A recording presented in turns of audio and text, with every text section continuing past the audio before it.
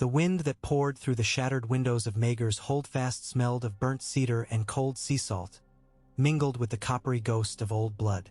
Dawn had just begun to soften the sky over Blackwater Bay, but the Red Keep still stood in the bruised hush between battles, those already won and those yet to come. Jon Snow sat the Iron Throne for the first time in his life, and it felt nothing like victory.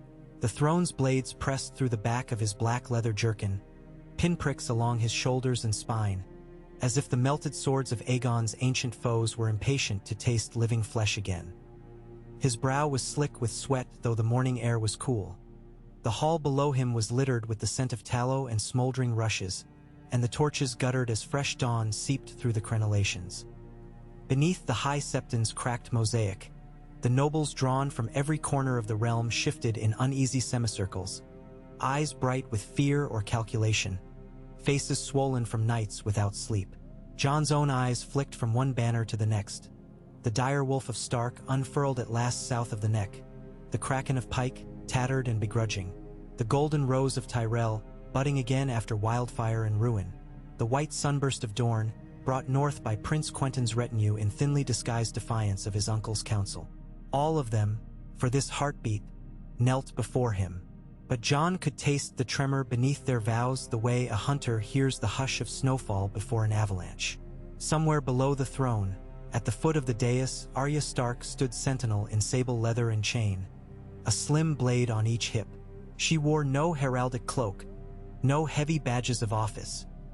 Only the painted wooden wolf's head brooch Lyanna Mormont had pressed into her palm the night Winterfell's banners first turned south. Hand of the King, carved in the old northern way, not forged of soft gold but whittled from hearttree where the sap ran red as memory. It sat crooked on Arya's breast, as though daring any lord great or small to laugh. The new Lord Commander of the Kingsguard, Ser Gendry Waters, freshly legitimized and still startled by the weight of his own white mantle, took half a step forward and rapped the butt of his spear upon the marble. The sound cracked through the throne room like frost on a pond, and the assembled lords fell to hush. His Grace, Jon of Houses Targaryen and Stark, first of his name, Gendry announced in a voice roughened by the forge and weeks without counsel. King of the Undulls, the Royner, and the First Men, Lord of the Seven Kingdoms, Protector of the Realm. The titles felt strange on the blacksmith's tongue, as though they belonged to some other age, some other man. Jon's own voice followed, deeper than most remembered from Winterfell's gray halls, though there was still snow in it, still the rasp of northern winds. "Rise," he said, and the lords obeyed, the rustle of brocade and ringmail echoing against the vaults like dry leaves in a crypt. Silence followed, for they expected proclamations, rewards, punishments, execution orders written in fire. Jon gave them none. Instead, he let the hall breathe while his thoughts roamed back to the wall, to fields of fresh-fallen snow untouched by intrigue, to Ghost's white shadow dodging between the pines. He wondered whether leading an army of corpses across the world would have been simpler than ruling those still alive. A raven croaked upon the throne room's rafters. The creature's feathers were ragged, its eyes milky with blindness. It had flown in 3 nights earlier, straight through a breach in the smoking tower, bearing no ribbon, no sigil, only the stink of hungry salt winds. Arya's own quick hand had saved it from Maleza's smoke and Talon. A bad omen, murmured the Tyrell contingent. An omen of change, whispered the Dornish. Arya fed it raw scraps each dusk and called it Crow, as though the name were prayer or charm. Now that blind bird flapped once, then stilled. Jon felt its silence like an arrow pointing at the living. He rose from the throne, the ancient iron complaining against his leather, and descended the 3 wide steps that separated him from his sister. Arya's gray eyes met his, unblinking. They contained a storm he had never seen on Winterfell's ramparts, not even the night they had danced with death under Battle of the Bastards' torches. It was a storm of thought, not fury, of seeing every hidden corner all at once, as only a girl who had walked faceless through half the world could. Jon turned toward the nobles, the small folk pressed in corners, the maesters clutching quills like daggers, and the high septon with his mouth already forming polite objections.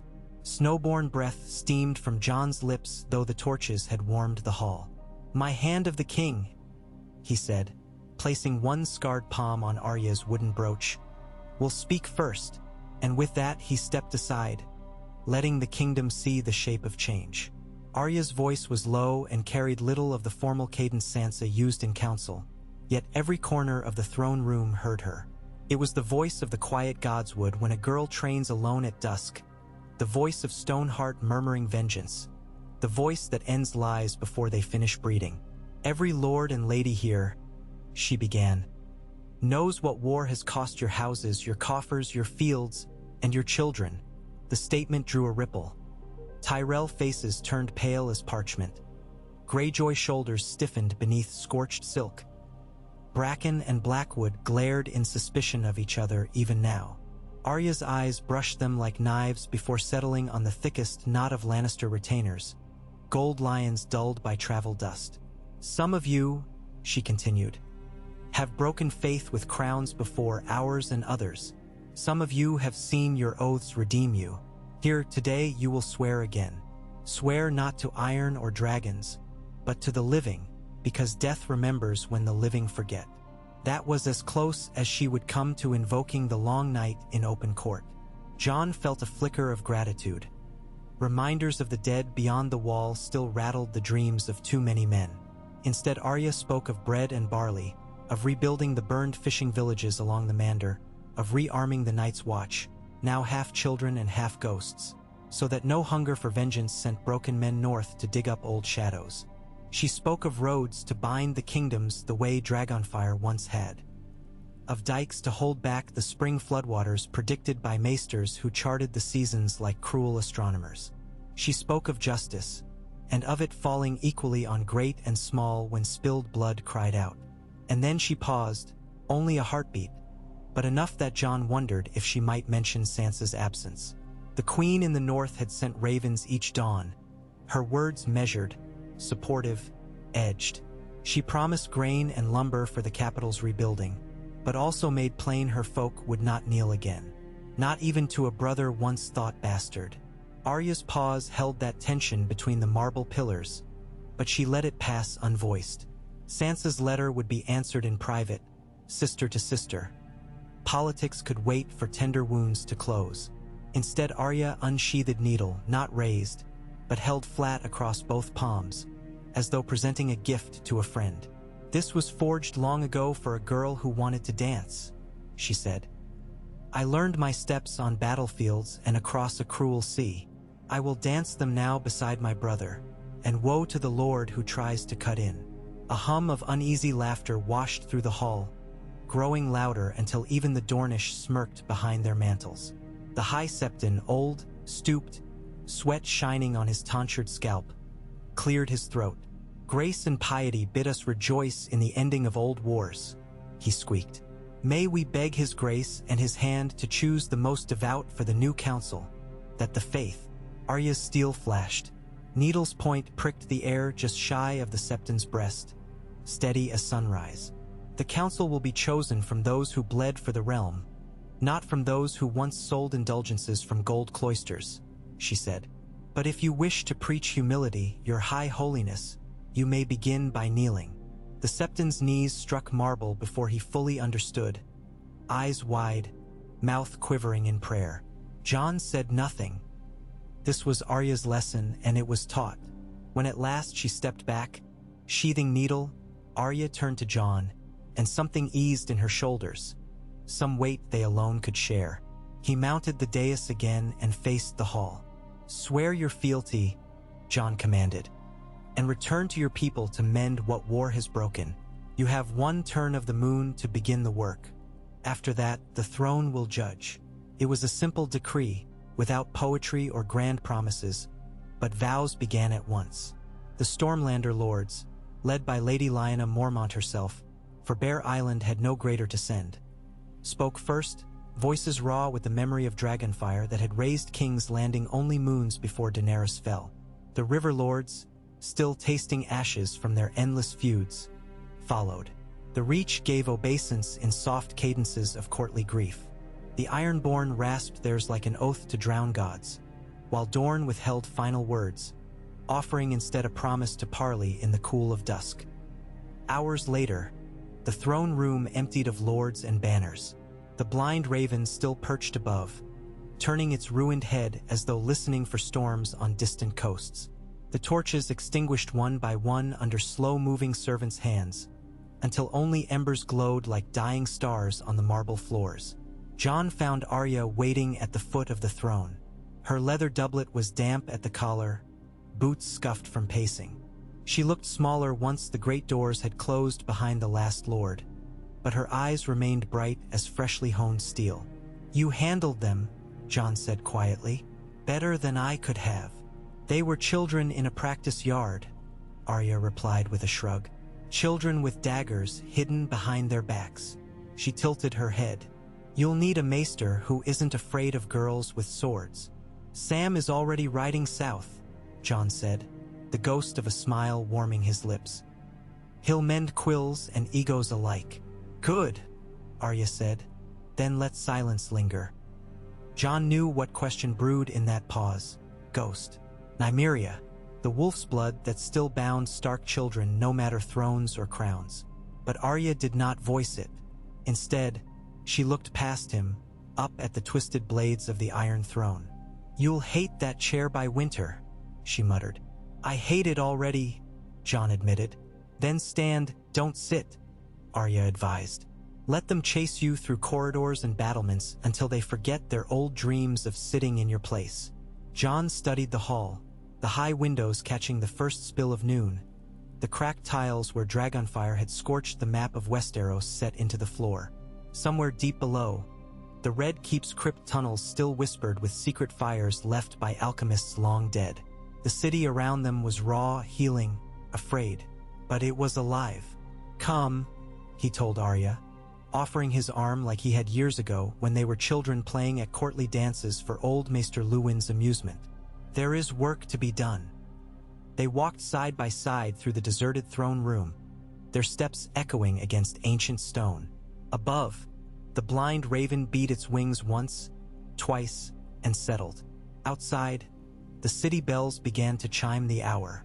For the first time in a lifetime of wars, they rang not to mourn a king, nor to herald invasion, but to announce a reign just begun, the reign of a wolf on an iron throne, and a shadow dancer standing guard at his side.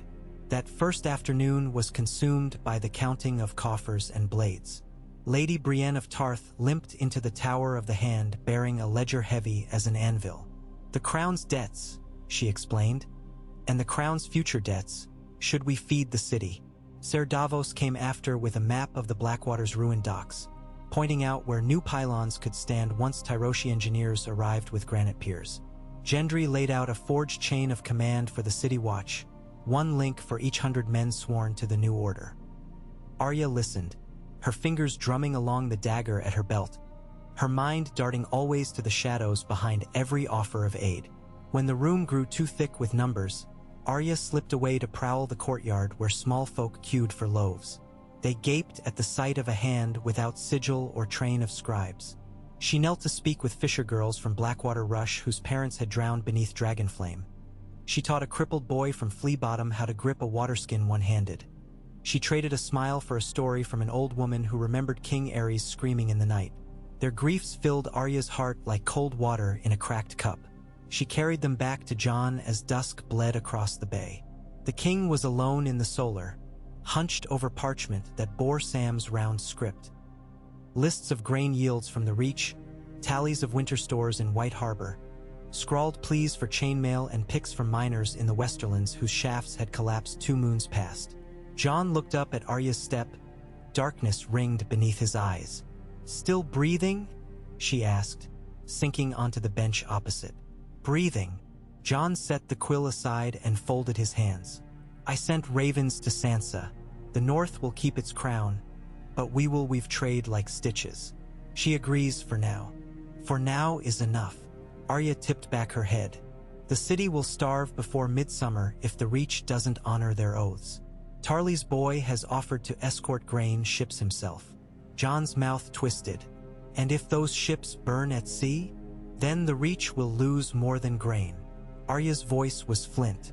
"I will see to it." Jon looked at her across the long oak table, candlelight trembling between them. "You can't fight every battle alone." "I never have," Arya said, softer than before. "I had Syrio, then the Hound, then Jaqen's lessons. Now I have you, and this." She tapped the wooden wolf's head brooch. Jon reached across the table, covering her fingers with his own. "When the snows melt, I'll rebuild the orphan's quarter," he promised. "Stone houses, clean cisterns. No child will beg for crusts on my crown." Arya nodded. "And I'll make certain the gilded lords pay for it, one coin at a time." Her grin flashed white as snowlight. The room's silence that followed was companionable, like the hush of their father's study where two children once bent over maps of the North dreaming of adventures. But those children were gone. In their place were a king and his hand, tasked with binding 7 bleeding kingdoms into one breath of peace while the ashes of war still drifted above the bay. Outside, gulls called across Blackwater, circling the mastless wrecks that dotted the harbor like gravestones. A far bell told 6 shifts past noon. Arya rose. "I'll walk the battlements," she said. "There's talk of Lannister gold buying sell-sale knives in the Alley of Red Banners. I want to feel the city's pulse." Jon's smile was weary, approving. "Don't let them see you." Arya's silhouette lingered in the doorway, a shadow among shadows. "Don't let them see you, your grace," she echoed, then vanished into the castle's secret passages with the silent grace of a cat.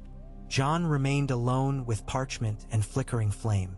Thunder muttered in the western sky, summer storms rolling in off the sunset sea. He thought of the blind raven, the way it found its perch above the Iron Throne as though drawn by some old magic. He wondered what omens it carried from the edge of the world. Picking up the quill again, Jon signed a proclamation sealing the treasury for a fortnight, lest coin flood the city's whorehouses before bread reached its kitchens. The ink flowed black as knights watch vows across the parchment, binding a kingdom to a wolf's resolve. Beyond the windows, the first hard rain began to fall on King's Landing in 20 years of drought and flame, drumming upon slate and rusted steel, washing char from broken bricks, carrying the smell of ash into the storm-churned gutters. It fell upon merchant and beggar, knight and sell's word, onto the grave of a dragon slain by grief and fire. It fell upon the Iron Throne where no dragon lord sat, but where a bastard born in snow now dared to rule in place of all the fires that consumed the world before him. Arya moved along the ramparts above, face upturned to the rain, tasting the sky with a smile sharp as freshly forged steel. Below, torches glimmered in alley mouths and the thin wail of a distant infant rose to greet the storm.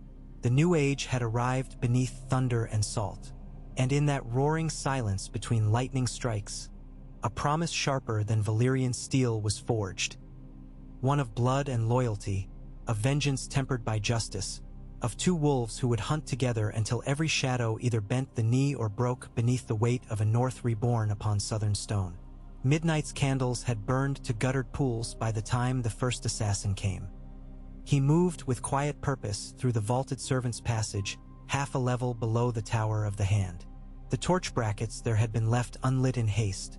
Only moonlight seeped through arrow slits high in the outer wall. He was tall but stooped, his hair shorn close as a cell sail, cloak dyed a mottled gray that swallowed the faint glow of stars. Beneath the cloak hung a pair of twin daggers, curved like the fangs of a sand viper. His boots were soft doeskin, wrapped in strips of cloth to muffle every step. He paused at the corner where the corridor bent toward a stair spiraling up to Arya Stark's chambers. A sliver of lamplight flickered beneath her door. He listened. No sound of guards, no turn of steel. The new king's confidence, or the new hand's arrogance. Either would kill equally well. The assassin steadied his breathing, letting silence flood the veins. He counted 3 heartbeats, one for each dagger he had buried in a northern lord last night to earn passage through the mud gate, and then he took the first step toward glory. A whispered scrape, behind him, like steel brushing stone. He whirled, blades drawn in a blur that caught the moonlight, only to find nothing but shadows. Then something moved in the darkness close as breath. Needles slid between his ribs from behind, the narrow point finding the seam in his boiled leather vest. A hand, small, calloused, caught his chin, jerking back his head. Arya's voice was in his ear, a whisper colder than the blade inside him. "The next cut takes the windpipe," she said. "Tell me a name." Blood gurgled in his throat, but the assassin was no fool. He had bitten a copper disc of nightshade before he crossed the bridge of ships. His smile spread crimson across his lips. "Lion," he hissed as death swarmed his lungs. Arya yanked needle free. The dagger in his right hand clattered on flagstone. He sagged to his knees, eyes widening as poison raced ahead of the wound. One breath, two, and life fled. Arya wiped needle on his cloak, stared at the body for a count of 10, weighing possibilities. Then she knelt, turning the corpse face down so blood would seep deeper before servants discovered it. She searched the cloak's inner pockets, found a wax-sealed letter stamped with a lion's head signet. No crown. A lesser cousin playing at vengeance. Arya smiled without mirth. She dragged the body into a recessed alcove behind a tapestry depicting Aegon's coronation, then stepped into tea. He hauled beyond, locking the door to her chambers behind her. It would not be the last attempt. Lions seldom hunted alone. Dawn was hours away, but the hand of the king had work to do. Jogging down the corridor, Arya took a servant's stare that spat her out near the kitchens. The smells of onions and stale grease lingered though the hearths were dark. She crossed the courtyard in a crouch beneath the sleeting rain, skirted a patrol of city watch, still wearing black cloaks until new royal colors could be dyed, and reached the Maegor's holdfast where Jon and Ser Davos were poring over maps of the Stormlands. When she entered, rainwater streamed from her hair and cloak, alighting sparks from the brazier's coals. Jon saw the blood spatter before he saw the steel in her eyes. "Assassin," she said simply, dropping the lion-sealed letter on the map of Blackwater Bay. "First of many, if I know Lannisters." Davos picked up the missive, lips tightening. "Casterly Rock is still in uproar," he muttered. "Your Grace, we should send ravens at once. Publicly condemn." "No," Arya interrupted. "Public condemnation makes martyrs. We need information. Proof that can't be brushed aside by a younger cousin crying grief." Jon nodded, voice low. "Then we find the mastermind before dawn. There'll be more knives already moving." Arya gave him a thin smile. "I'll follow one. Let them think they have a clear path." She tapped the wolf brooch on her chest. "This is bait now. Too dangerous," Jon said. "I'll send Gendry with you." "Gendry clangs like a smithy even in silence," Arya retorted. "Davos then." "I'm too slow and too old to pretend otherwise," Davos cut in. "Let the girl hunt, your grace. I'll keep watch on the gates." Jon met Arya's eyes. A memory flowed between them. A night on the battlements of Winterfell, when a brother gave his sister a dagger carved of dragonglass and told her to keep moving her feet. He nodded. "Go. Bring me the truth." He drew Longclaw, set the blade flat upon the table between them, Valyrian steel catching the brazier's glow like liquid stormlight. "And remember, we do this for the living." Arya touched the pommel of her own dagger in reply, the faceless steel she'd carried from Braavos, the one that knew the taste of Night King blood, and vanished into the storm-washed corridors once more. In her wake, the king and the smuggler leaned across the map of a kingdom still breaking. Thunder rattled the shutters. Somewhere distant, another bell tolled. Dawn's light was hours away, but they could almost see its first gray fingers probing the sky. For the world never slept, and wolves hunt best in pre-dawn silence. Across the city, on the slopes of Rhaenys' hill, 3 cloaked figures gathered inside the scorched ruin of the dragon pit. All that remained of its great domed roof were twisted ribs of melted iron arching toward the night like fingers yearning for deliverance. Rain hissed on blackened stone, pooling in the footprints left by dragon talons 2 centuries past. The eldest of the 3 wore a crimson mantle pinned with a brooch shaped like a roaring lion. His beard was short and flecked with silver. His eyes gleamed amber in the light of the single lantern they dared kindle. "The Northblood sits the throne," he spat, "and his half-wild sister wields the kingdom like a butcher's cleaver." Where are the other daggers? The second man, a sellsword captain from Mir by accent, clad in plain brown, shrugged. One is lost, he said. The girl killed him below the Tower of the Hand. The third was shorter, hood drawn low. A wolf she may be, the figure said in a voice muted by scarf. But even wolves can be cornered. The next blade will find its mark. Small hands glinted within the folds of the cloak, fidgeting with throwing knives of black obsidian. The lion-mantled lord shook his head. Not knives alone. We need storm and steel at once. Galleys sail at dawn from Massey's Hook. If they blockade the Blackwater mouth, the city starves before autumn. The Tyroshi will wed coin to their cause once they smell panic. And what of the Reach? Asked the Mir captain. Will the golden rose wilt? They wilt when trimmed, the hooded figure said, and the silver in that reply chilled even the captain's cell's-word skin. Above them, the rain faltered for a breath as the storm's heart caught its breath. Light from the lantern sputtered in the drafts, swirling up through broken archways. 3 conspirators stood amid the bones of dragons, plotting how to bleed a realm already on its knees. They did not notice the tiny shadow crouched in the arch above. A shadow that smelled of wet fur and grave earth, with eyes gleaming gold in the lantern's faint glow. Nymeria's cub, one of the young direwolves Arya had coaxed south with soft whistles and butcher's scraps, watched the men in silence. When at last the Lion Lord ground the lantern out against a broken scale and led his fellows into the storm, the direwolf pup turned and slipped into the darkness, paws silent on slick stone. In the woods north of the city, its dam raised her head to the sky. Rain matted her gray-white pelt. She tasted new scents on the wind, blood, steel, and the breath of old sorrow. Nymeria did not howl, for a direwolf howls only when the pack must gather. Tonight she would hunt alone, but soon she would teach the South that winter had not ended with the melting snows. By the 3rd day of Jon Snow's reign, every crow beneath the wall carried a message south. Samwell Tarly, having reached the gates of King's Landing with a wagon load of old tomes and fresh parchments, unpacked them in the tower room offered him behind the rookery. He spent hours turning pages, matching raven feathers to seals, scribbling replies for the king's signature.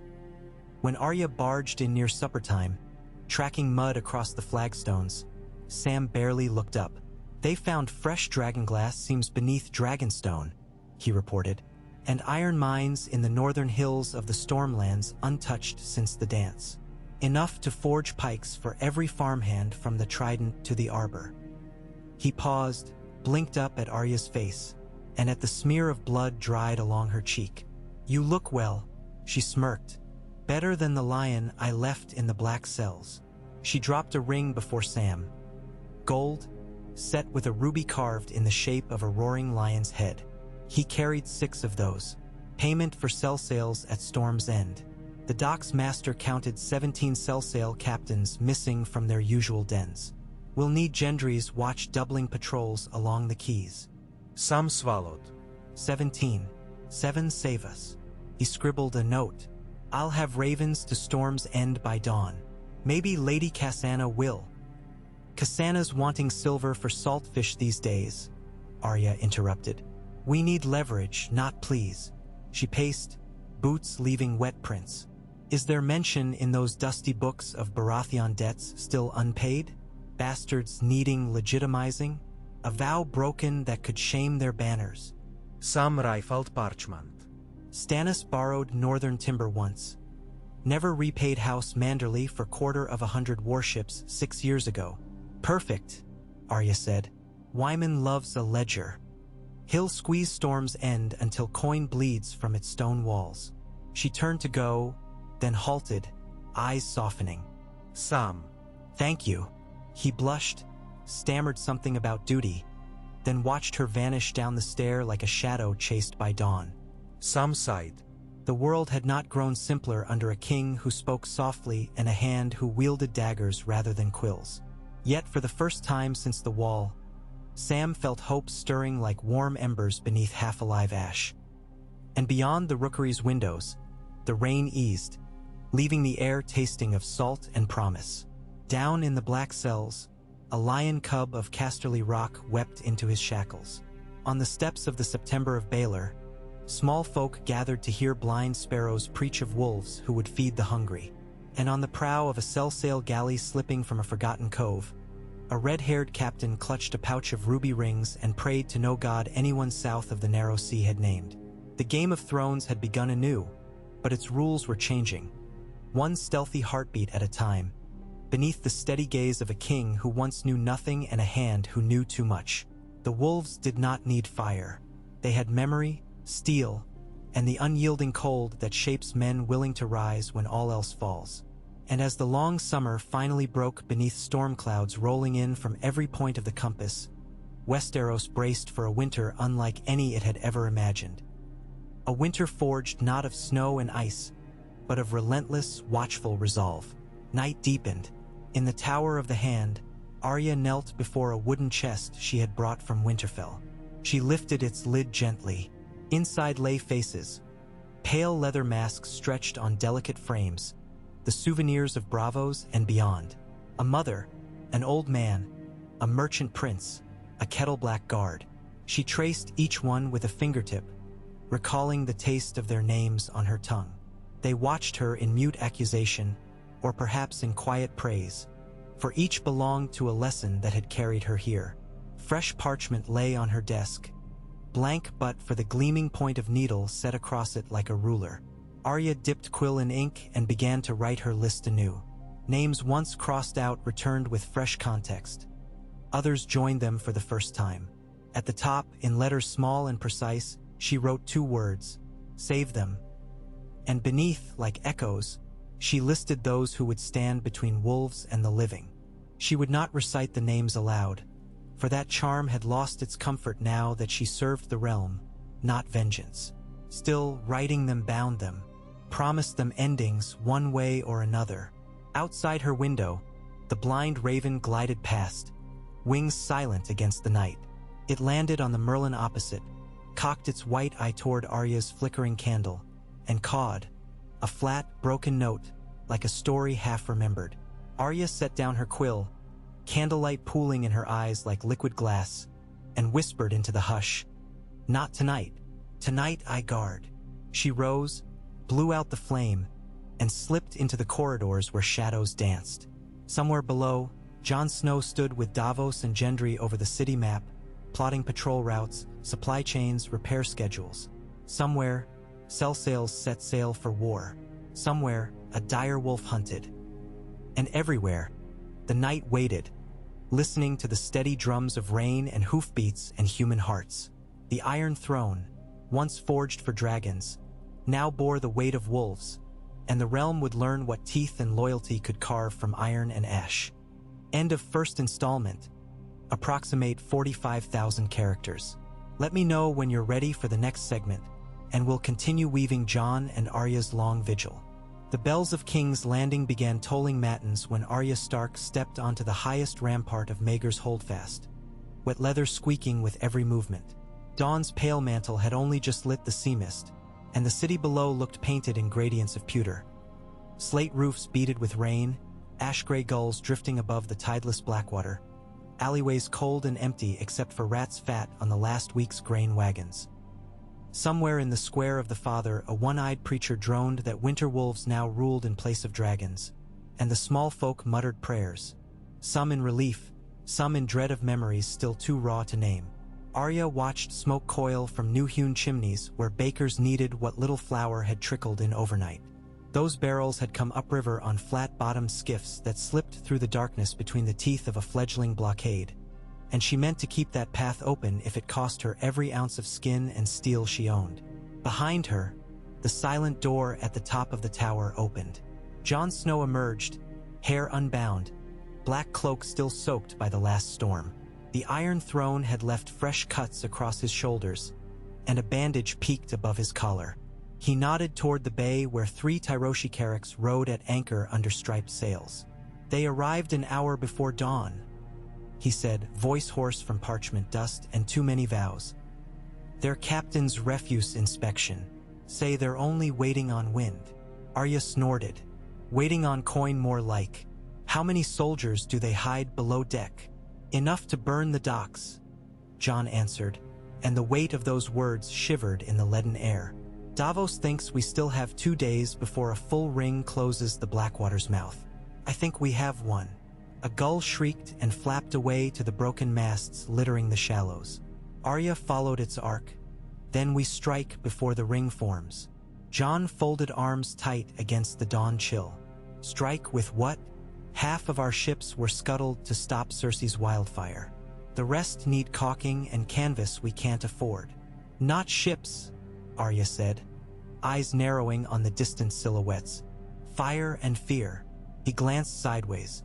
You sound like Tyrion. Tyrion talked. I'll act. She gestured toward the roiling water. Tonight the tide turns lowest just after moonrise. I can reach those hulls in a skiff with 2 silent oarsmen and a keg of wildfire that Davos forgot beneath the Dragonmont. A paddle, a spark, and the sail sails will watch their anchors melt while the sea burns green around them. Let the rest think twice about bottling us. John's jaw set. If the flame catches the tide wrong, it spreads to the fish market. Hundreds will die. Arya shrugged. Better one dockyard than a city starved. He ran a hand through damp curls, leaving streaks of bloodied rainwater across his temple. I won't trade small folk for tactics. Not again. Arya considered him. The stubborn line of his jaw, the ghosts of dead brothers flickering behind his eyes. Then she reached beneath her cloak and drew the assassin's ruby ring she had taken 2 nights earlier, the last proof of Lannister flames stirring in back rooms. She pressed it into John's palm. Give me 20 heartbeats, she murmured. 20 heartbeats of flame at sea, and the city stays fed. We'll lose no one on the shore. Trust me. John closed fingers around the ring until the lion's mane bit his skin. I do trust you, he said. That's why you won't go. Arya blinked. Who then? Gendry clangs. Davos limps. I'll go, John replied, looking out over the bay with a gaze like steel dipped in frost. I rode through worse than wildfire trying to reach Hardhome.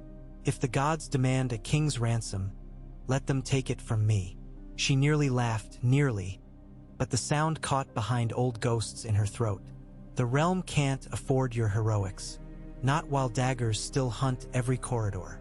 We decide after council, John conceded, turning toward the stair. Sam says the Citadel's ravens carry talk of fresh barley from Old Town. If true, a peaceful bargain may still be struck. Barley can't outpace hunger, Arya muttered, following. Yet she did not press the point. There would be time to argue. First they must face the day's parade of lords and spies and quills. By midday the small council chamber buzzed like a hornet nest. Candle smoke mingled with rain-wet cloaks and the smell of sour ink. Ser Davos sat nearest the map table, one hand on a compass, another on a sheaf of harbor ledgers. Across from him, Lady Brienne stood with weight on her good leg and both gauntlets planted beside the plate of the Kingsguard roster. 8 names left blank since Dragonfire took the old order. Gendry leaned in chainmail half done, arms still smudged with soot from forge benches he refused to abandon. Samwell Tarly fussed over a parchment so wide it draped to the floor. A master tally of grain, turnips, barley, and salted cod chairs could expect. Assuming the winds favored mercy. Only 2 seats remained empty, one bearing a stag crowned in gold for Storm's End, and one with a white rose set inside a broken circle for Highgarden. Lords Edric Storm and Willis Tyrell were late, though ravens had promised their arrival by noon. Arya paced behind John's chair, eyes drifting from quill to dagger to door. She felt every beat of the castle like its pulse echoed beneath her boots. Each creak of hinge might mark treachery. Yet it was not a blade creeping through corridors that worried her most. It was the hush of coins changing hands. John scanned the room, then rapped knuckles on oak. Begin. Sam cleared his throat. Ahem. Old Town's granaries confirm they can spare 80 wagons by fortnight's end, ferried upriver via barges. They request 2/3 payment in advance, remainder upon delivery. Paid in what? Davos growled. We've more promises than dragons. Silver, Sam answered. And books. They wish 3 volumes from the Red Keep's library. Maester Aladar's treatise on Valyrian crop rotations, Septa Agatha's herbal lores of the Reach, and the last surviving copy of Dragonflame and Ash, a chronicle of the burning field. A history of Blackfire's campaign? Brienne asked, brows raised. Sam nodded. Apparently their archmasters lost theirs when Euron's reavers sacked the keys. Jon's gaze drifted to Arya, who shrugged as if to say knowledge traded for bread seemed a fair bargain. He turned back. They get Agatha and Aladar. The Dragon Chronicle stays.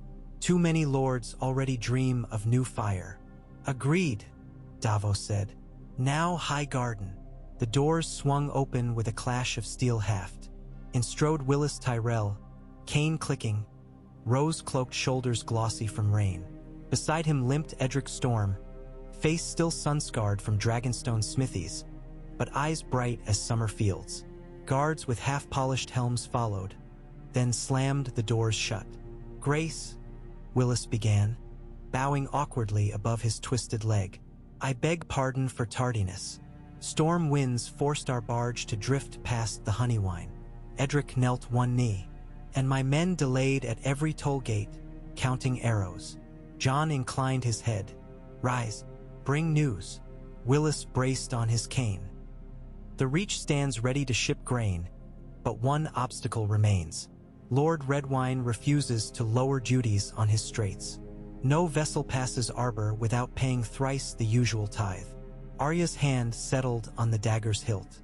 Does Redwine forget who holds the crown?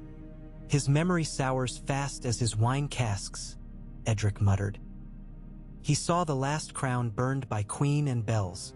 He'll trust coin over oaths. Gendry slammed a forge-black palm on the table, then hammer his toll gates into nails. Jon raised a quieting hand. Violence against a vassal delays grain more than coin. We need Redwine's harbor unscorched. He eyed Willis. What price moves him? Less than price, Willis answered, voice soft. He fears pirates. The sight of a crowned stag convoy might ease his purse strings. Edric grinned. I could sail 3 longships past his isles, show the rat-tail corsairs our bolts. Davos shook his head. Redwine knows sell sails smell gold, not fear. We need insurance. He turned to Sam. Those Tyroshi carracks, they fly neutral pennants yet anchor here. Do we know their charter? Sam tapped a translation scroll. Signed by Madrin Celeros, master of galleys in Tyrosh, bound for Lys after offloading spices. He looked up. No mention of mercenaries. Spices do not hide armories, Brienne murmured. Arya moved around the table, boots silent. She stared at Sam's scroll, then at the waterfront sketch Davos had inked on vellum. 3 carracks huddled near a sandbank where the river's silt gathered. The perfect place to unload hidden soldiers once dark. Gendry, she said, mind-wheeling. You, still tinker with scorpions. I, restringing one now on the mud gate tower. String 2 more. Place them on King Baelor's bridge. Faces the bay and her anchor lines. Load corals tipped with pitch. Jon frowned. A warning shot? A torch, Arya corrected, eyes hard. Fire near their waterline, not through. Show them we can gut their hull from shore before they even draw swords. They'll sail before nightfall to avoid being caught between our scorpions and the Blackwater's curve. Willis nodded appreciatively. A demonstration, not a war. And if they call our bluff? Edric asked. Arya smiled, all wolf and winter. The bluff is we let them sail. In truth, we want them gone. Jon exhaled, rubbed temples. Very well. Gendry, ready the scorpions. Davos, have your best signal archers stand by with pitch arrows. Sam, draft a letter to Redwine promising Storm's End's escort if he has his tithe. Willis, Edric, you will sign as witness, binding the Reach and Stormlands by shared oath. He paused until eyes met eyes around the table. No throne ever forged itself from fear alone. We will barter, we will threaten, we will shield. But we do not burn the helpless to spite the greedy. His gaze lingered on Arya. Nor risk wildfire's shadow on water. She did not bow. She only inclined her head the barest inch. A soldier's acknowledgement, not a courtier's. Tomorrow, if cell sales still threatened, she would revisit the plan. For now, she sheathed her daggers. Late that evening, Arya descended to the dungeons. She carried a clay jar of lantern oil in one hand, a slice of brown honey bread wrapped in linen in the other. The guard stepped aside without question. Rumor claimed she could carve a man's heart before he gasped. She neither confirmed nor denied it. Down 3 spiral flights past weeping stones and puddles of old seawater, torches sputtered in iron brackets. From beyond the final archway came the slow drip of runoff and a faint high humming. Arya recognized the tune, The Bear and the Maiden Fair. She entered a cell where a man in rusted chains sat cross-legged, blindfolded, hands bound behind. His garments were once crimson silk, now crusted black with dried blood. The assassin who had surrendered, the lion cousin spared from Needle's kiss. He hummed softly, rocking with the notes. Arya set the oil jar aside, knelt, and unwound the linen from the bread. The scent of honey filled the chill air. The prisoner's head lifted. "I brought supper," she said. "Eat while your throat still opens." He laughed, a brittle sound. "Your mercy tastes sweeter than I expected, my lady hand." "It's not mercy," Arya replied, tearing a corner of bread and placing it to his lips. "It's leverage." He chewed cautiously. "You bargained for my tongue? I bargained for names." She brushed crumbs from his chin. "Speak and you walk out in the morning, ship-bound for Old Town. Remain silent and your next meal comes after we send your fingers to Casterly Rock." The man swallowed. "They will kill me before your ship's anchor lifts." "Then ask why they didn't already," Arya countered. "Someone out there values you alive enough not to slit your throat once word spreads you failed." His shoulders sagged. "They value silence.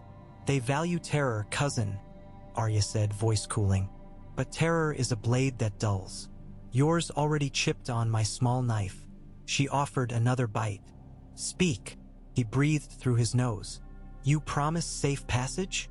One ship, one cloak, one false name," Arya said, staring into the blindfold.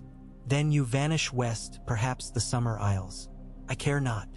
He exhaled, as if pushing years of Lannister pride from his lungs. "Very well," he whispered. "The lions do not crouch alone.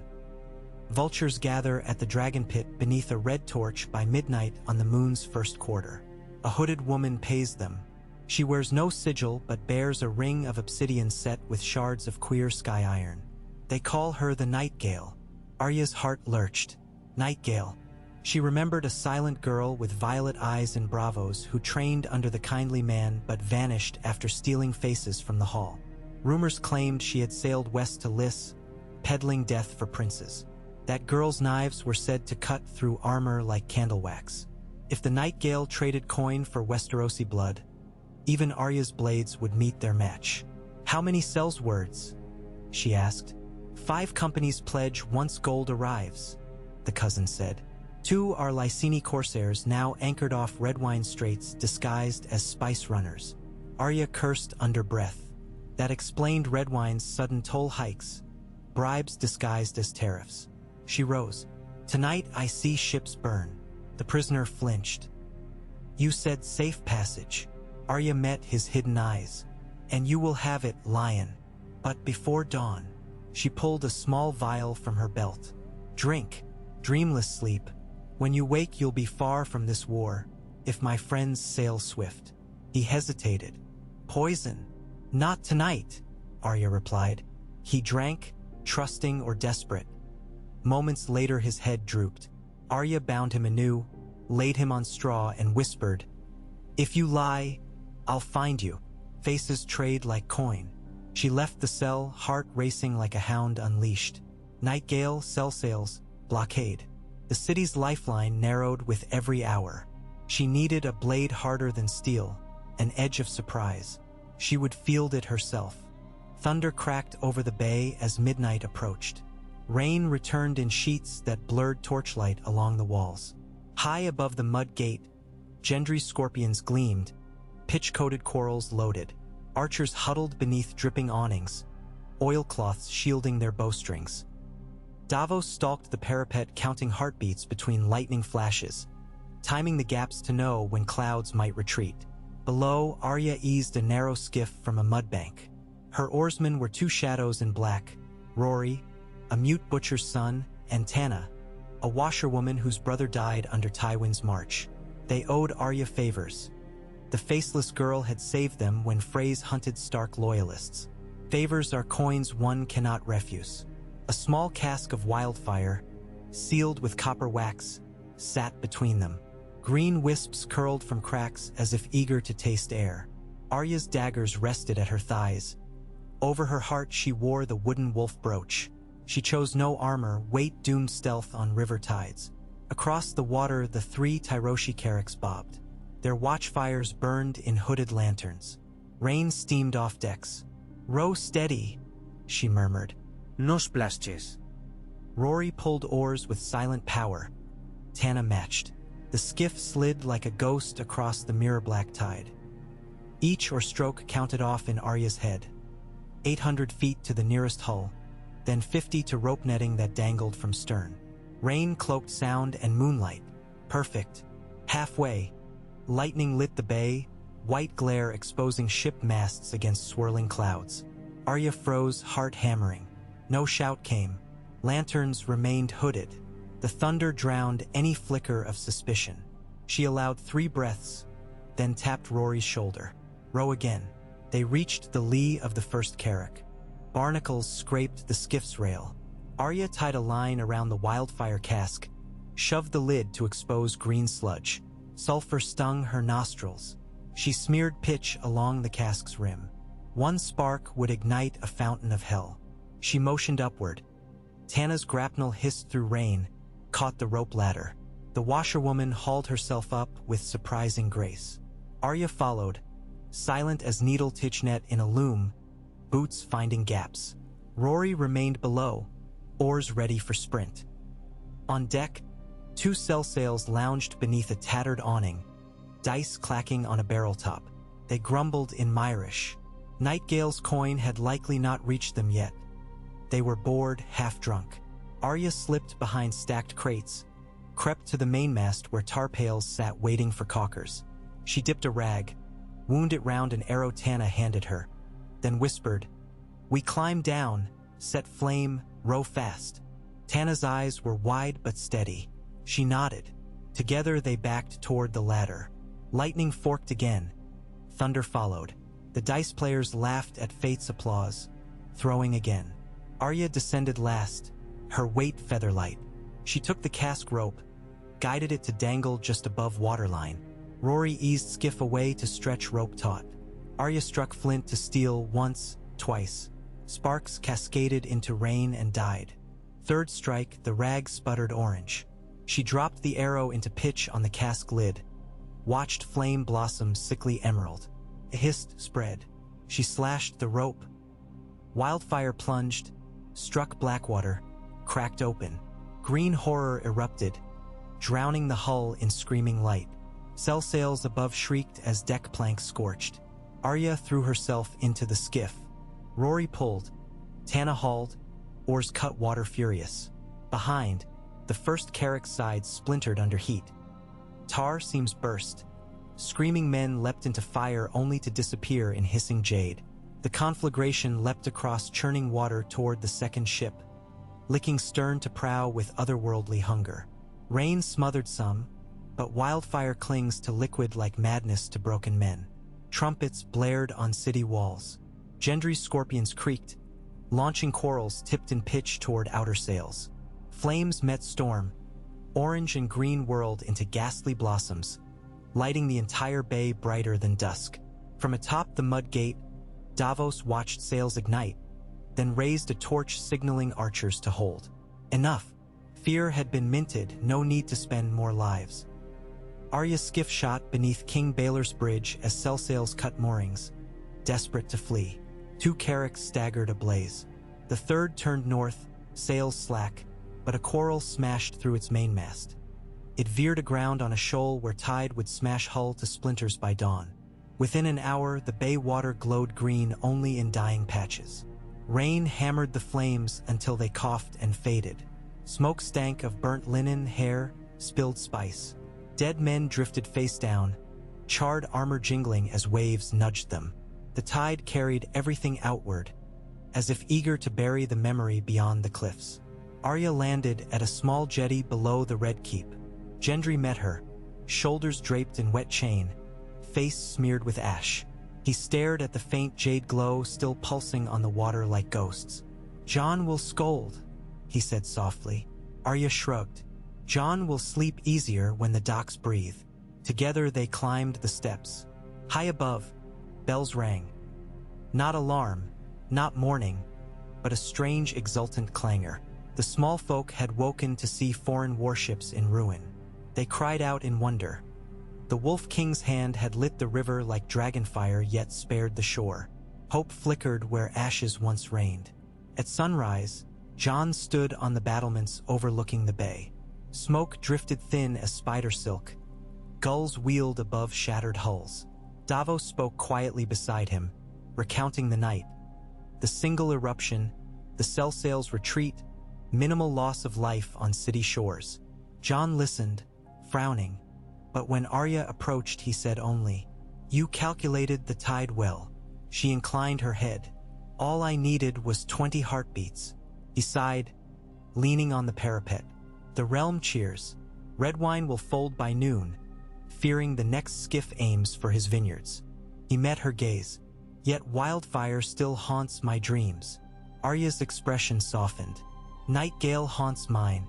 She buys blades to slit throats, not hulls. We have a larger war inside city walls." Jon gestured toward the harbor.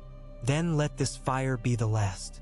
From here we wield words, steel only when forced." She thought of the assassin's blindfold, his whispered confession.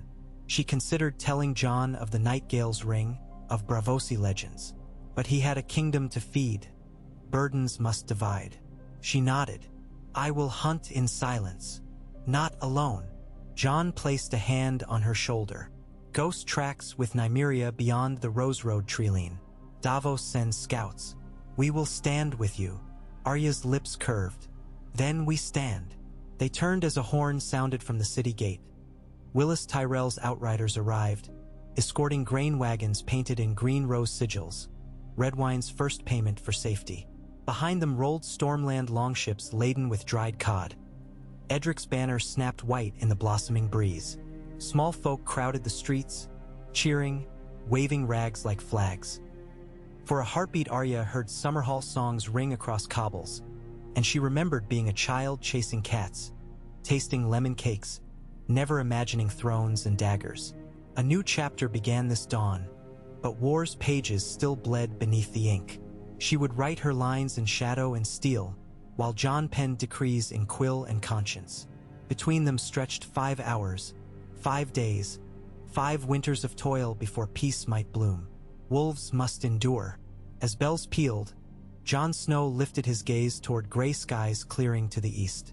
A single shaft of sunlight pierced the clouds, gilding the Iron Throne's distant spires in molten gold.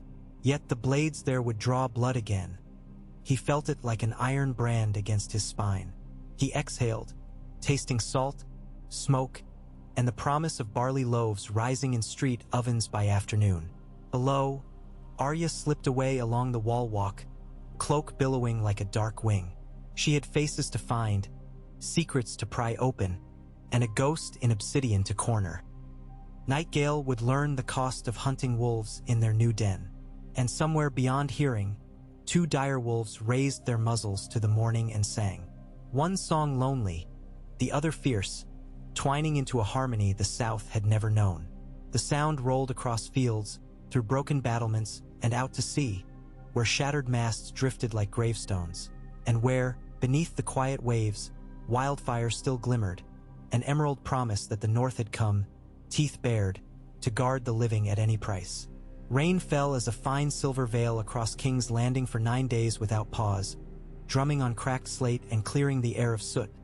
Yet the city's nerves remained stretched like harp strings tuned too tight for song. The corpse lights from the wildfire blast still glimmered beneath Blackwater's silted surface, and fishermen swore green ghosts tugged at their nets each dawn.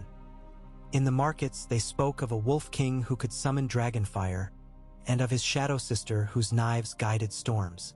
Even the alley children learned to mimic the twin howls of Ghost and Nymeria, passing the sound along gutter lines the way other folk passed coin. Inside the Red Keep, Jon Snow held council from dawn until moonset, drafting royal charters faster than the ink could dry. Proclamations of tax relief for small folk who rebuilt their own hovels. Letters patent investing Brienne of Tarth as Lady Commander of the reformed Queensguard. 7 knights sworn to shield both crown and hand. Pardons for half-starved sellswords who turned coat and offered labor repairing the harbor walls. Yet, with every parchment signed, fresh parchment arrived. Storm's End demanded compensation for ships lost chasing pirates. The High Septon petitioned for funds to gild the September's dome anew. The Braavosi Iron Bank whispered reminders that dragons burned but debts endured. Jon answered each as best he could, but sleep eluded him. Often at midnight, he would leave Maegor's Holdfast and tread the rain-slick ramparts until the city lamps blurred into constellations of amber below. On the 9th night, he found Ghost pacing those heights, fur dripping, eyes like embers behind a curtain of mist. The dire wolf thrust his nose into Jon's palm and huffed, a silent accusation that the pack had outgrown its den. Jon scratched behind Ghost's ears, brow heavy beneath the crown Sam insisted he were only for public ceremonies. Beaten silver set with river pearls, a stark contrast to the golden monstrosities of his predecessors. He hated the weight of it even in memory. Footsteps approached. Ser Davos emerged from the stairwell, cloak clinging to his seasoned shoulders. He carried news as cold as the rain itself. "Ravens from Gulltown," the old smuggler said, voice low. 5 galleys under Lyseni colors put in at nightfall. Their captains request shore leave, but Lord Royce's watchers count double crews aboard. Jon exhaled. More sellswords, or worse. Davos glanced across the city, toward the dragon pit's dark silhouette. "Your sister's nightingale may be weaving thicker nets than we reckoned." Ghost growled softly, hackles lifting. Jon followed the direwolf's gaze. Down in the warrens below the Hill of Rainies, a single lantern bobbed against the rain. One of Arya's spies, perhaps, or a cut-purse trailing easier prey. Impossible to tell in storm-washed night. Jon said, "Rouse the new Queensguard. I want Brienne, Ser Gendry, and Ser Loras in the courtyard by first bell." Davos's brow furrowed. "You mean to ride for Gulltown yourself? I'll not hide behind stone while strangers land on my shores." Jon's fist tightened in Ghost's thick fur. "And Arya hunts within the walls. She cannot be everywhere at once. If you leave, she'll follow," Davos warned. "Pack never splits for long." Jon allowed himself a weary smile. Then perhaps that is the plan. 3 hours before dawn, Arya Stark crouched atop the gargoyle ridge above the Gate of the Gods, breath pluming. Below her, lamp-bearers trundled along slick cobbles, hauling fresh lumber toward the muddy way for new market stalls. The city stank less of smoke now, more of wet timber and baking rye. Progress, she supposed. Her real quarry tonight was movement within the dragon pit, where 2 nights earlier she had watched nightingales' silhouettes gather. Since then, she and the Street of Silk's Whisperers had mapped the enemy's pattern. Messages passed beneath the broken arches, coin exchanged inside the skeleton of Balerian's skull, mercenaries arriving in pairs through forgotten culverts that fed the old sewer. But one player still slipped their net, someone who signed each parchment with a sigil of 4 stars circled by thorn. Braavosi script, rare, used once by the faceless men when bargaining for masks too precious to sell. Whoever held that seal possessed pockets deep enough to drown Westeros. Arya's plan was simple. Tonight she would infiltrate the dragon pit, swap the next payment satchel with one of her own, stuffed with alley rocks under a dusting of gold flakes, then shadow the courier back to the paymaster's den. A face or a name was all she required. Once unmasked, the nightingale would have no shadows left to hide in. A bell began to toll far off, marking the hour before dawn. Arya slipped down the gargoyle's flank, dropping into a narrow parapet walk. She took the steps 2 at a time, mind replaying the path through subterranean tunnels, counting heartbeats to each turn, each torch bracket. At the foot of the stair, she almost collided with a wet figure striding upward, Sansa Stark. Not the real Sansa. She was still in Winterfell arranging grain caravans. But a tall Sellsword girl wearing Sansa's face over a hooked nose and crooked jaw. The leather mask was skillful, the hair real auburn. For an instant Arya froze, shock lancing her like cold iron. Then training took hold.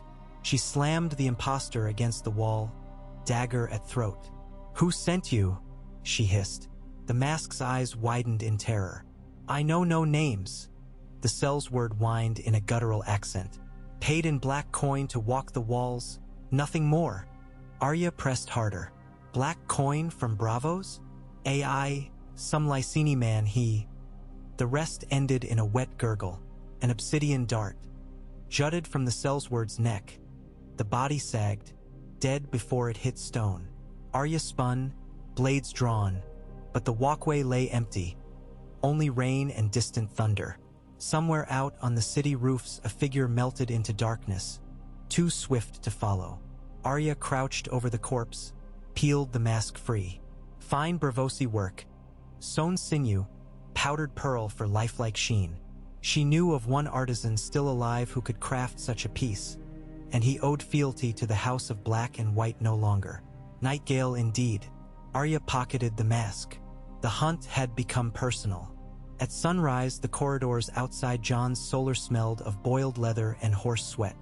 Brienne waited in polished plate despite her limp, while Gendry polished a warhammer whose head bore the stag and flame sigil of his late father. Ser Loras Tyrell had traded the silks of Highgarden for a plain breastplate and a narrow-leaf sword. Roses etched its guard, but thorns lined the grip. Davos arrived last, carrying maps of the Vale and a soft leather satchel of dragonglass daggers. "A reminder of cold enemies," he said. Jon addressed them without ceremony. "We ride northeast to Rosby by dusk, then Gulltown by Morrow's Eve. I'll meet with Lord Royce. Brienne commands the rearguard. Gendry and Loras scout. Davos charts the coast for any Lysini ships that slip anchor." He paused. "If we find Sellswords massing under false banners, we burn their contracts or we burn their hulls. I prefer the former." Gendry grunted. "Easier to burn oak than ink." "Not if the ink is paid with lives," Jon answered, and their eyes fell silent. They departed through the King's Gate just after the city awoke. Rain slowed to a mist. Iron-shod hooves splashed through puddles that mirrored a leaden sky. As they rode, small folk knelt along the roadside, some in awe, some in fear of soldiers again leaving the capital so soon. Jon returned no salutations. His thoughts churned with dread visions of Arya facing Nightingale alone. He left Ghost at her side, but dire wolves could not halt assassins who danced with borrowed faces. By midday, the royal party crossed into fields of wild barley swaying under gray light. Crows flapped overhead, following. Jon muttered a silent vow to send them fatter meals than dead men if this mission succeeded. At the village of Rosby, they stopped for watered wine. The innkeeper's daughter pressed a posy of cornflowers into Jon's mail. "For the Wolf King," she whispered, "that he keep winter north." Jon could not smile. Winter followed him like a debt he could never repay. Back in King's Landing, Arya met Samwell Tarly in the Tower of the Hand. She slammed the Bravosi mask onto his cluttered desk, scattering quills. "Find me parchment on the history of this signature," she demanded, displaying the thorn ring seal. Sam adjusted spectacles. "For stars and thorns. Reminds me of an obscure Bravosi merchant guild, the Stellaria Order." He rummaged through scroll stacks, produced a brittle ledger. "Yes, Stellaria financed sell-sale expeditions during the Century of Blood. Their mark later appears in Lysini slave auctions." "Slave gold buys daggers now," Arya muttered. "Nightingale may use the guild as front." Some frowned. If true, half the Narrow Sea could bankroll her. Too many pockets to drain. "Then we start with one." Arya unrolled a city chart, stabbed a finger near the dragon pit. "Tonight we spring a fox trap. I'll need 20 silent archers, 3 barrels of pitch sand, and the new Queensguard's fastest runner." Some blenched. "Pitch sand? That suffocates lungs." "Which is kinder than blades," Arya said. She turned to leave. Tell Brienne when she returns. And Sam, lock the library. A thief who steals faces might next steal words. He nodded, sweat beading. Arya vanished down the stair like a shadow pulled by deeper shadows. Gulltown greeted Jon's party with iron-bound gates and wary eyes peering from murder holes. Lord Yon Royce met them in full bronze plate, runes glinting, and escorted them into the great hall where a fireless hearth robbed the damp from their cloaks. Royce wasted no breath. 5 Lysini galleys litter my harbor, yet claim passenger charter only. He tossed a silk pennant on the table, emerald seahorse upon lilac field. Stormbreak Company. Raiders, slavers, pirates by another name. Jon fingered the pennant. And they wait. Anchor fees paid a month in advance. Royce spat into the rushes. Someone rich in the south keeps them idle. Davos spread his map. If they sail south along the coast, they could join sell sails massing off the arbor, perhaps blockade kings landing anew from the other side. Jon's jaw tightened. We need proof of their true employer. Royce grunted. Take it yourself.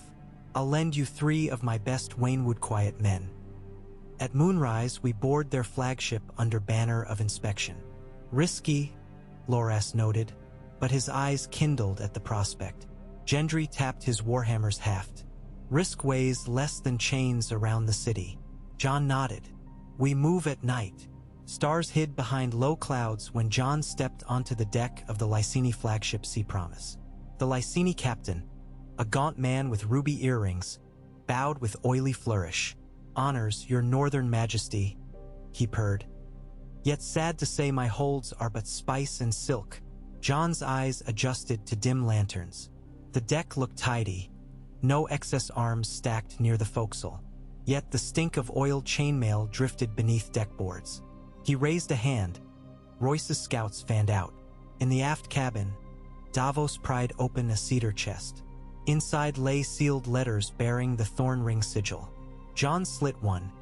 Instructions in Bravosi 4, immediate deployment upon Green Fire's beacon. Coordinates pointed to a cove west of King's Landing. Exactly where Arya had torched the Tyroshi Carracks. So Nightgale's plan had layers. Provoke panic, then sail reinforcements under guise of rescuers. Jon pocketed the letter. Captain, he said, voice carrying steel. These orders name you conspirator to treason against the Iron Throne. The Lysini's smile twitched. Orders? I see only trade permissions. At that moment, a deckhand shouted. Royce's scout emerged hauling a false spice cask stuffed with morning stars and crossbows. The captain's hand darted toward his blade, but Gendry's warhammer smashed his wrist. Loras subdued the first mate with flat of sword. Royce's men lit signal torches, and from shore 3 Vale longships surged forward, oars beating black water. Within an hour, Sea Promise and her sister ships had new crews, Royce's, and their Lysini sailors sat chainbound in gullies. Jon penned a decree on Royce's table. Confiscation of vessels, cargo redirected to King's Landing as war reparations. At dawn, the Wolf King stood at the prow of his new flagship, wind whipping hair, while distant sea mists hinted sunrise. He thought of Arya and prayed she had shadows enough to guard her. Back in King's Landing, Arya's foxtrap unfurled. She led her 20 archers through the forgotten cistern beneath the dragon pit, each carrying a gourd of pitch sand powder, fine grains mined from Dornish deserts, fierce in lungs. A single puff rendered men coughing, eyes blind with tears. Enough would choke a garrison. Arya wore a damp linen scarf over mouth and nose. Beneath her cloak, the Bravosi mask of Sansa hung like a warning. Inside the cavernous ruin, moonlight sliced through broken dome ribs. Shadows writhed. Torches lit a ring around Balerian's skull. There stood Nightgale, slight, raven-haired, cloak of sky iron threads shimmering. Around her knelt mercenary captains, Lysini, Myrish, Westerosi turncloaks, and half a dozen silent siblings in borrowed faces. Nightgale lifted her hand, dropping coins into a captain's palm. When the Wolf King sails, we light Blackwater's mouth again, she said in Valyrian. Then march food convoys to the gates. Starving sheep are easy penned. Arya signaled. Archers loosed gourds. They shattered on stone, clouds blooming gray. Men coughed, clawed at throats. Torches dimmed in the haze. Arya bounded forward, needle in one hand, Bravosi stiletto in the other. Nightingale spun, twin knives flashing. Stil met stil sparks flew. Their eyes locked. Arya's icy gray, Nightingale's amethyst. Recognition passed like lightning. "You left the house," Nightingale hissed. "I left its debts," Arya replied, parrying a strike aimed at her heart. "You sold its honor." Blades blurred. Around them mercenaries stumbled blind into arrows. Pitch sand muffled screams. Nightingale darted low, slicing at knees. Arya flipped backward, landed atop Balerian's lower jaw, blades tracing arcs of living light. The stone beneath shook with their dance. Nightingale lunged. Arya sidestepped, slashed Nightingale's cloak. Sky iron threads parted, exposing chain. The assassin hissed, feinted left, then flung a needle dart. Arya twisted.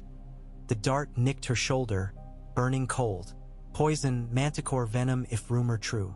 She felt flesh numb. No time. She dropped needle, drawing the assassin closer. Nightingale smiled, predicting weakness, pressed in for killing thrust. Arya allowed momentum, caught wrist, headbutted. Nightingale staggered. Arya wrenched free the obsidian ring from enemy finger, then slammed Bravosi stiletto to hilt beneath collarbone. Breath left Nightingale in a single gasp. She stared at the blade, then at Arya, confusion mingling with admiration, like a mirror watching itself break. "Vala Morgulis," she whispered. Arya answered, "Vala Dohiris." She eased Nightingale down as life fled violet eyes. The pitched haze thinned. Archers bound groaning captains. 2 assassins lay dead. 3 fled into tunnel mouths where direwolf growls echoed. Ghost and Nymeria guarding exits, tearing throats that tried to slip by. Arya knelt, clutching her numbed shoulder, breathing through the sting. She pried open the obsidian ring.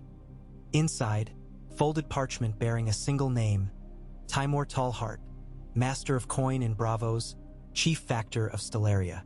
She memorized it. Then she retrieved needle, wiped blood across stone, and strode into the night as city bells rang with rumors they could not yet fathom. 2 days later, Jon returned to King's Landing aboard the rechristened Wolf's Promise, holds packed with spices now destined for soup kitchens. He disembarked to cheers that washed over the docks like surf. News of Arya's victory had spread faster than gulls. People shouted, "Long live the wolves," and threw petals made from dyed onion skins because no flowers bloomed in the rain. In the throne room, Jon met Arya. Both bore fresh scars. Both carried truths. She pressed the parchment with Stellaria's name into his hand. "Cut the head. The gold bleeds out." Jon in turn offered Nightingale's sealed orders, proof of treasonous Cellsail fleets. He whispered, "We now own 5 ships and their cargo. Enough to feed the city through winter." Arya gave a rare smile. "Then we begin rebuilding truly." They ascended the dais together. Jon turned before the gathered lords. Tyrell, Royce, Manderley by Raven, Martell by Envoy, and spoke. "The 7 kingdoms have known 10 crowns in 20 years, each sharpened by fire or treachery. No more. From this day, any who trade coin for sword against the living is outlaw beyond mercy. The grain of Old Town will reach our streets. The iron of the Stormlands will forge plowshares as well as spears. And the rivers of the north will carry timber south until no child sleeps beneath rain again." He paused. "We will pay our debts, but not with fear. We will rule by the contract of bread and honor." In the hush that followed, Arya stepped forward. She unrolled a second parchment. The names of all mercenary captains captured in the Dragon Pit den, bound in her neat, small hand. She declared, "These traitors will rebuild the orphan quarter stone by stone, brick by brick, until every tear they plan to cause is answered by mortar they lay. Fail once, and the penalty is exile across the narrow sea under pain of death should they return." A murmur of surprise rippled. Mercy, some whispered, others, weakness. But Jon's nod made it law. Wolves punish, but wolves remember hungry winters. The weeks that followed felt like a season carved from another life. Rain finally ceased. Spring sun coaxed green shoots from scorched gardens near the September Tyrrell grain barges unloaded daily. Stormland cods smoked over market fires. Children chased direwolf pups through alleys where plague had stalked only months before. Smithies rang with hammers forging spades instead of swords. Though Gendry insisted on blades enough for city watch should peace crack. Inside the Tower of the Hand, Arya corresponded with Sansa, sister to sister, crown to hand. They arranged trade routes guarded by Mormont longships. In return, the North received master masons to rebuild shattered holdfasts near the Gift. Letters from Bran at Winterfell carried strange counsel. Dreams of a weirwood heart beating beneath black water far to the east. Arya could not parse them. She passed them to Sam, who compiled the King's Chronicle. One dawn Jon found Arya atop the Hightower spire, watching gulls wheel. Her shoulder wound had healed to a stark white line. She flexed it idly. "You look restless," he noted. "I've lived restless since I watched the Red Keep burn." She tossed him a coin, Bravosi black. "Stellaria's master has vanished. Either fled Bravos or sits deeper than fish in canals." Jon examined the coin. "Will you chase him?" "Not yet." She looked across the waking city. Ghost and Nymeria howl each night, but their song is different now.